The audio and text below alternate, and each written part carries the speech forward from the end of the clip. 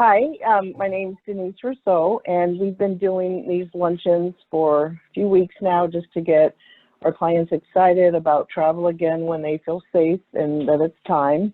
And today we have Joel from talking about Las Vegas. So I'll let Joel kick it off. Thank you. Excellent, thank you. Just want to make sure you're okay to see my screen here. Yep, you're good. All right. Excellent. Well, thank you so much, everybody, for joining us today. I'm with the Las Vegas Convention and Visitors Authority. So we are the destination marketing organization for the city of Las Vegas, funded by the visitor tax revenue. So we promote the destination, we promote all of our hotels, and obviously all the wonderful things you can do in Las Vegas. And the goal today is really to give all of you that are dialing in today a current status of where we stand as a city as far as reopening. And some new things that are coming up development-wise as well. But first off, I just want to send that back maybe over to Denise, just to share a little bit, obviously, about how Uniglobe Travel Designers can obviously help you stay connected with what's going on in the industry, not just in Las Vegas, but of course, globally. Yeah, once you see today, I know some people have been to Vegas, maybe it's been a while. I only went once and I was kind of blown away by it, and I didn't even gamble. So if you're interested in putting a package together with airfare, hotel, shows, anything like that, give us a call after this and we can help you put a package together. Thanks. Well, thanks, Denise. So why Las Vegas is obviously a question. We like to think there are a lot of reasons to answer that question. So just to give kind of some perspective, that a lot of the consumer data out there that we look at does suggest the domestic markets to recover first. And what that means is that we have amenities about our destination we feel that people out there are interested in as we slowly kind of recover and the travel industry slowly recovers. But we're a very attractive destination for airlines to start slowly kind of adding capacity back to. For example, I know from the Columbus area, we have nonstop flights still intact with Southwest and also Spirit Airlines. But we are going to be very deal oriented with a lot of diverse hotel choices. This may be the year that if you were, kind of thinking about staying at maybe one of those 5-star properties, you'll probably be surprised to see the kind of price points, of course, that we're going to be putting out there from the hotel side. Rates definitely going to have to drive traffic, and the hotels are obviously wanting to sort of open that up and bring visitors to the destination. That obviously it might be a year to maybe stay at the Bellagio if you've never stayed there before, for example. And we also have abundant amenity options in the destination as well. Though it will look different in the short term that I'll speak to, Vegas is more than just amazing hotels, and it's shows and its experiences and its attractions, and I'll talk a little bit about that just to give you kind of some insight as that as well. So probably the question on your you might be on the brain is kind of where do we stand today? So our governor, our Nevada governor has approved phase 2, and phase 2 in Nevada basically opens up restaurants to open up at capacity constrained limits still. Bars are opening up at capacity constrained limits. Other non-essential businesses, movie theaters, gyms, other kind of those type of everyday activities, which may not obviously, it's not going to be in a normal visitor's kind of itinerary per se.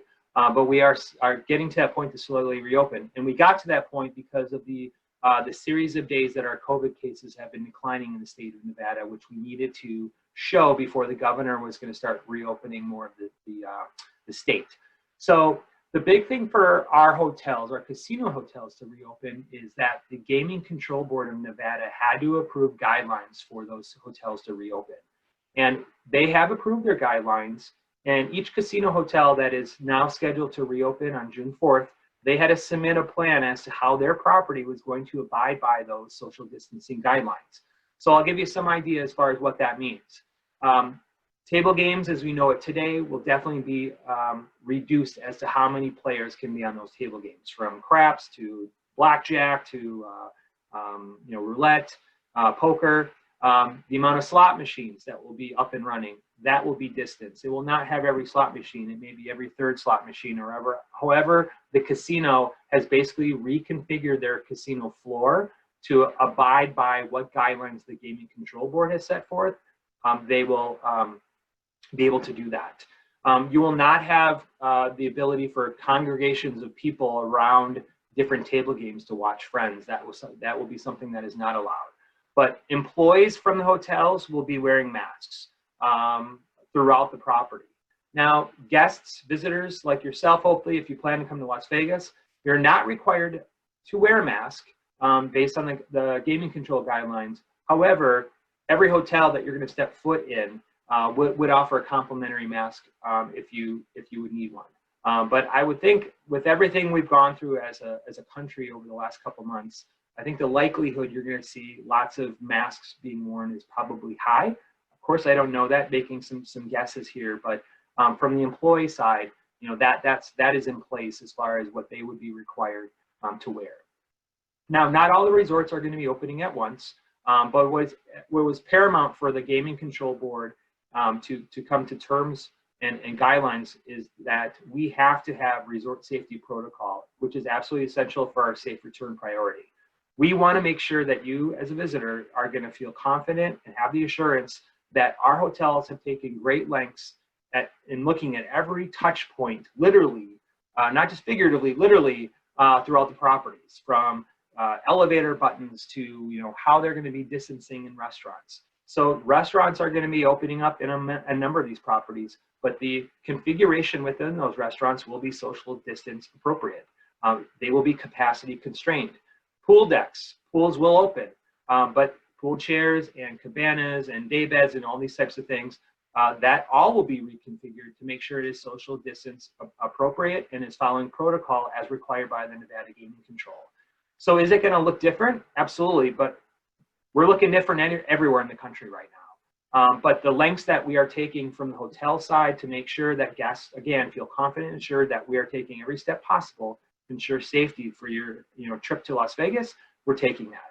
Now, the resorts you can see here that are set to open, and this is not an all-inclusive list. I don't have obviously enough room on the screen here to put everybody, but so MGM Resorts, who owns 13 properties, they will be opening up Bellagio, New York, MGM Grand, and Signature and MGM Grand as of June 4th. The Caesars Entertainment Group, they own 10 properties out in Las Vegas. They will be opening up Caesars Palace and Flamingo. And they will also be opening up Harrah's on Friday, June 5th. Interesting about that is these hotels now that are opening, I can mention the others here, Treasure Island, Venetian, Wynn, Station, Casinos, Golden Nugget, Cosmopolitan, Strat. These hotels are not going to be running at 100% occupancy, and they simply aren't. They're not going to do that by choice. One, we don't know if their demand is going to be there, but by choice is in order to follow their own internal safety and health and safety protocols, they can't run 100% because it is going to take more time for them to do the complete sanitation in the rooms. They're using a lot of those ecostatic sprayers that a lot of the airlines are using and cleaning the airplanes after those flights. And a lot of those products are the same ones that you're going to be seeing across many of the hotels as well. So we're not going to be running at 100% occupancy. But in that example of Caesars, Caesars Palace and Flamingo saw so much demand when they reopened and we're starting to take bookings for June 4th and beyond, that they actually ended up opening up Harrah's. Now, again, they weren't going to be running at 100%, but it is another option for them to be able to spill over that amount of bookings that were coming in. So the Las Vegas Strip, what is going to be the new norm? And as I mentioned, it's definitely going to look different. And I love this shot of the Strip. I mean, the lights and the vibrance and the energy, it's a city like no other else in the world. Will we get back to that point? It's absolutely what we're striving to do. But we've got to make those concessions, as far as what we can offer at this point, based on making sure that our guests and our visitors feel safe. Now, when we talk about partnerships, our tourist board organization, works with a lot of our wholesaler partners. And when we say wholesaler, those are the companies like a Delta Vacations, for example, that does a great job packaging the air and hotel together, as well as offer add-ons and attractions. And, to really look at some of the best value and the best deals out there, I highly suggest, obviously, Uniglobe is going to be able to offer, what options are out there, but it's really one of your best paths to go to get the best value is you're getting the wholesaler that's packaging air and the hotel together, then buying in separate components. And Delta Vacations is one of our premier partners that we work with that obviously have a great presence there in Columbus to consider.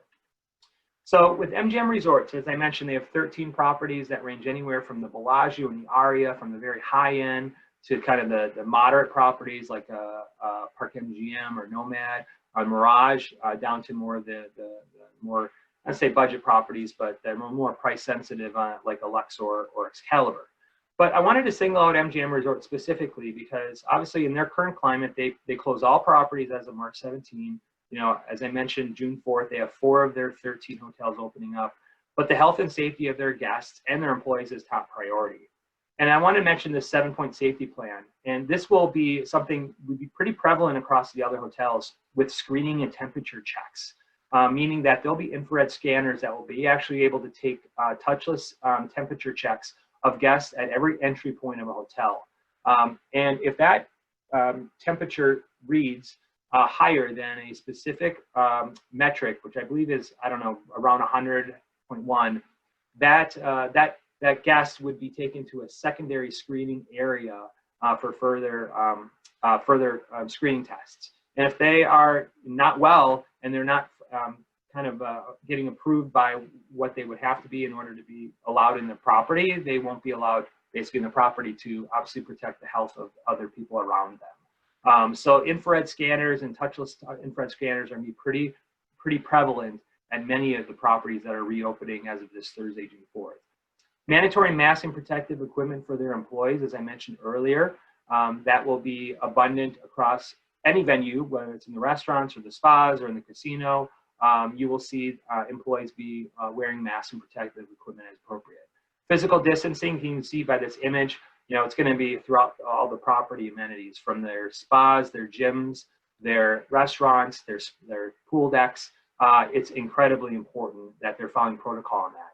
Obviously, you're going to have enhanced sanitation stations in the properties. The upgrades that many of the properties have made to their air quality and HVAC controls that MGM Resorts has specifically. There'll be medical professionals on site at the hotels to report any incidents that may happen. But one thing you will see with MGM Resorts is a huge investment in digital check-in. And you'll see that with other hotels. A lot of these properties are going to try to move to kind of a touchless digital check-in process and avoid the manual check-in. I know some people, you know, may not be as comfortable with their, you know, smartphones and whatnot, but, you know, as we're kind of going that, you know, the way of apps, obviously, that are abundant everywhere, that's one thing you will see that the hotels will try to push so you can avoid any type of manual check-in requirement process. Now, Caesars Entertainment, they own 10 hotels. You can see all of them listed here, from Caesars Palace, their flagship brand, to Planet Hollywood and Bally's and Paris and Flamingo. So as I mentioned, Caesars and Flamingo opening on Thursday, and Harrah's will be opening the next day. If you haven't stayed at any of their properties in a while, Caesars has made about a $2 billion investment in their room product over the last 5 years. A lot of the rooms, please, if you haven't stayed at their properties, Bally's and Flamingo and Harrah's and Paris and the Link, these are all incredibly great updated room products. So it is not what you may remember those room products from maybe 10 years ago, if it's been that long. Everything has been completely updated. They have made an incredible investment in their rooms. We're really excited for hopefully to experience. Now, downtown Las Vegas, really where it all started. A number of our downtown properties are also scheduled to open up this Thursday. But if you haven't been to downtown, I would encourage you to kind of take maybe a second look at it. We've really invested a lot as it relates to creating kind of the area as an entertainment, kind of arts theater type district. We have our downtown Fremont Street Show that you might remember. We spent $32 million to upgrade this show. It's 7 times brighter than the previous show and 4 times the resolution. It does not impacted by the sun's bright rays during the day. So if you haven't been to downtown in a while, you'll be pleasantly surprised to see all these new interactive shows to music, and it's pretty phenomenal experience. This is kind of one of those that's so Vegas experiences you can't find anywhere else here in the U.S. or maybe even in the world. We also have the Mob Museum, which is a great museum lots of really cool exhibits that brings a lot of different artifacts and kind of tells the story of the mob and the organized crime throughout the United States way back, in the 20th century. You don't even have to be a history buff to appreciate it, but you can see an image here. They've opened up at the Underground, which is their speakeasy bar at the bottom of their museum, as well as an operating distillery as well. So again, the Mob Museum is only a few blocks from Fremont Street, so kind of a cool museum. It's very affordable. I think the ticket price is only between maybe $15 to $17. Self-guided tour, really some cool exhibits that you can spend a few hours in. Again, adds to more of the culture of what downtown is. And then last, we also have the Neon Museum. And the Neon Museum is also just a few blocks from downtown Fremont Street. And this is a collection of hotels that have found their new home on, I should say, hotel signs. So it's lots of signs, but it's an outdoor kind of a history tour of Las Vegas. But you get to see kind of a run through nostalgia lane. The Stardust Hotel sign is there. The Riviera Hotel sign is there. The Dunes Hotel sign is there. So if you've been to Vegas, like back in maybe the 70s, the 80s, you'll be pleasantly surprised. It's really kind of a neat experience that adds again to the culture and the entertainment, kind of the arts district that we are trying to build and have been building in the downtown area. Again, only a few blocks from Fremont Street, a very affordable tour. And both this museum, the Neon Museum, and the Mob Museum have both reopened for business. Now, speaking of downtown, I wanted to share some new developments that are coming up as well. So this is a rendering of the Circa Resort that's being built on Fremont Street. It will be the tallest building structure in all of downtown. It'll be a 777-room property that is scheduled to open in December of this year. Now, I love this rendering shot. I don't have any, real shots yet, but they will have 6 rooftop pools. A few of those pools will actually be heated year-round, which is one of the few hotels in all of Las Vegas that offers that amenity. You'll see this is a 125-foot wide LED screen that will be televising sporting events or other major events that might be going on at the time. I love this. It's in the whole vicinity of this whole rooftop pool area. Now, again, they're scheduled to open in December of this year, but they will have the largest sports book in all of Las Vegas, 3 stories tall. They'll have the longest continuous bar in Las Vegas. I love about this, and please just take note that we're definitely adding a luxury component of a hotel option in the downtown area with all the other amenities that they're going to offer. Again, 777 rooms. It's the same owner of the D Hotel that's downtown, and I wouldn't expect you to keep up a lot on what's going on in Las Vegas on the owners, but the owner of this property actually just offered 2,000 one-way airline tickets just to get people to Las Vegas, sold out within hours. And he was buying those as one-way tickets, not even to have to stay at his property, but he's such a, Derek Stevens is his name, he's from Detroit, Michigan, but loves Vegas. And he just, he's a believer that we just got to get people back into our city. So no airfares are left anymore, unfortunately, so you don't have to look for that, but we're really excited with this new downtown hotel. And then another new hotel, this is scheduled to open next year in the summer of 2021, called Resorts World. 3,400 rooms, first new hotel on the Strip in over 10 years. It will be a 3-story tower resort. It will have the first ever infinity pool experience on the Strip. It will have family-friendly pools. We're really excited for Resorts World Las Vegas. Will be located where the old Stardust Hotel was on the Las Vegas Strip. Right across from the Wynn and Encore hotels, opening next year in the summer of 2021. And the rendering you're looking here is what used to be the Hard Rock Hotel. If you've been to Vegas before, maybe have ever stayed at the Hard Rock Hotel, well, that property was purchased. It is being rebranded completely into the Virgin Hotel brand. This Virgin Hotel brand is under the umbrella of Richard Branson. I'm not sure if you know who that is, but he very ambitious and a fun guy that has done very well with his Virgin Atlantic airline. He created a new Virgin Voyages cruise line, but obviously been very involved in the travel industry. We're excited for this new property to open up by the end of this year as well. So the old Hard Rock Hotel, no longer in Vegas, rebranded now under Virgin Hotel. Now with sports, a lot of people missing sports. I know not everybody's a sports fan. Very proud, though, to share some of the sporting activities we have. Our Golden Knights hockey team, our NHL team, Vegas born back in 2017. We have our USL soccer team called the Las Vegas Lights that play in Las Vegas, have been for the last couple of years. We have our WNBA women's basketball team called the Las Vegas Aces. We also have the Aviators, which is the AAA baseball team affiliate of the Oakland A's, but they have their own 10,000 seat stadium that they play in.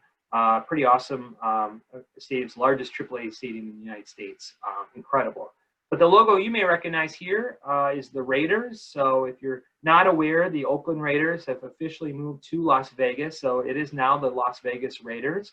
They are starting this season. Here's a rendering of the stadium called Allegiant Stadium. It's a 65,000 seat glass dome stadium located right across the highway from the Strip. So this is absolutely true how close the whole stadium will be to Las Vegas Boulevard. I love this picture. This was back in April. These are the U.S. Air Force Thunderbirds, actually, that they're based actually at Nellis Air Force Base in Las Vegas. But they did an amazing air show up and down the Strip as a thank you to our healthcare workers and first responders in Las Vegas going through this whole COVID crisis. But you can see the stadium is, it will be finished this year. So the next time you're coming out to Vegas, you'll be stunned to see this state-of-the-art stadium and almost $2 billion stadium project that we're really excited to welcome. The T-Mobile Arena is our 20,000 seat arena located right on the Las Vegas Boulevard between New York, and the Park MGM Hotel. They host our Vegas Golden Knights team. I know in the Columbus area, we obviously have the Blue Jackets. They obviously play in Vegas every year, at least once. Maybe something to consider next year if you're a hockey fan to buy some tickets. I know that Uniglobe can help provide some insight and help on that as well for maybe next year. So, and then just a quick shot of the stadium I mentioned. This is the AAA baseball team, the Aviators. That's the Oakland A's affiliate team. So you can see, not a bad size stadium. It's got a swimming pool in center field. I mean, that's kind of a So Vegas type experience. It's out in Red Rock Canyon area. So see the backdrop, the mountains behind you. It's pretty amazing experience. Tickets very affordable if you find yourself out in Vegas and wanting to go to a game. Now the Park Theater, I want to talk a little bit about entertainment. So right now, our governor has not allowed any large gatherings more than 250 people until we get to our next phase opening. So some of the artists though at Park Theater, and this is at the Park MGM Hotel located on the Strip, the former Monte Carlo property. Bruno Mars, Cher, Lady Gaga, Aerosmith are some of the popular headliner residencies that play there now. We also have the Zappos Theater at Planet Hollywood with artists like Shania Twain, Pitbull, Christina Aguilera, and Kelly Clarkson, who's now postponed until next year. And then our entertainers over at the Coliseum at Caesar's Palace, from Keith Urban to Sting to Rod Stewart to Reba Brooks and Dunn. Now again, entertainment is still a kind of on a hold as to when we can start opening up the shows, as well as concert or sporting events. So we are not there yet because we have that limit of no more than 250 people can we hold an event with spectators. But we are working diligently with the governor's office to be able to open that up. Because as you probably know, Vegas is the city of entertainment, and it's one thing that we want to open up more than ever is to make sure we can offer that amenity to our visitors when they come to our destination that they've come to expect. Want to mention a quick thing on transportation. Don't forget our monorail system we have that runs between the MGM Grand and the Sahara Hotel with a number of stops in between. Very affordable. It's a $12 ticket price, all-day ride pass. It's very predictable as well to get up and down the Strip. So very convenient. So I wanted to mention the monorail as a transportation option. And then action and adventure. Not only do we have world-class hotels, but we have some great action and attractions to consider, from getting in the cab of a bulldozer out in the desert to dig holes in the ground and move tires. That's a great family-friendly activity. You could actually bring a child that has to be at least 4 with an adult in the cab and can have some fun there. You've got Bryce Canyon, Red Rock Canyon. You've got Sun Buggy, AV rentals. You can get behind the wheel of a Lamborghini car, take it around a speed track. You can do bootleg zipline canyon. The point I want to just mention is Vegas is more than just the Strip. It's more than just the lights. We're in Southwest Nevada, surrounded by national and state parks. And if you need a break during the day, there are a ton of companies that offer different attractions and experiences that can give you a little bit of variety during your day. And recreation and wellness, many of the surveys we read right now is that many people miss kind of the self-pampering things, like their manis and their pedis and their salon visits. And I know as those businesses are starting to reopen in many states throughout the country, Obviously, that's going to look different as it relates, as I mentioned earlier, about our pools areas and our spas. But believe me, those are amenities we know that our visitors value and that we are going to be reopening. We even have our own TopGolf in Las Vegas, which is their flagship venue in the entire United States. It's 5 stories tall. It has pool cabanas that combine with your golf bays. It has live music. It has 2-story TVs for sporting events to televise. And the view truly is over the Las Vegas Strip. It's behind the MGM Grand, the signature MGM Grand. So great view. And then, dining as we come back, and with Bellagio being one of the first hotels to open up on Thursday, the Mayfair Supper Club is a new venue that just opened up on New Year's. And I like to kind of show one slide of inspiration or hope is, this is an amazing new venue that opened just a few months ago. But, this is where you have entertainment going on that starts kind of a little quieter, a little subdued earlier in the evening, that grows and grows. And you often will see people getting out of their chairs at a very nice, fine dining restaurant, but have a blast because the entertainment is that good. And if you look to the far left, those are the Bellagio fountains. So you have the Bellagio fountain show going off as you're having dinner, entertainment, amazing service. Now, again, this is definitely going to look different as we reopen, but I want to make sure that you understand that the service that we want to deliver on to you as a visitor has not changed and never will change. It's going to look different, but believe me, our commitment to make sure you have the best experience possible when you come to our city is absolutely our priority. And then lastly, with romance and weddings, come out to Vegas. If you're married, there's some awesome vow renewals. I've done it with my wife on my own when I came out for a birthday with some friends and family. A lot of fun. We had Elvis do it at the Graceland Wedding Chapel. A lot of celebrities have been married there. It's a really fun experience, probably unexpected fun experience, but it's very easy to get married in Las Vegas. If you have a friend that, friends that maybe are looking to get married or are dealing with a postponed wedding this year, which I know is happening a lot, but we're a great option for that.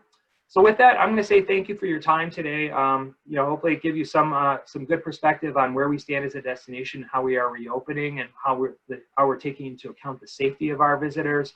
But also, we're never stop changing, and we never stop evolving. And we've got some really cool stuff that's still coming down the pike with new hotels and the new stadium. We're eventually going to get there. It's going to take time, but we are committed to making sure the guest experience is like nowhere else in the world. So thank you for your time, everyone. And if there's any questions, I'd be more than happy to answer that. Yeah, thank you so much.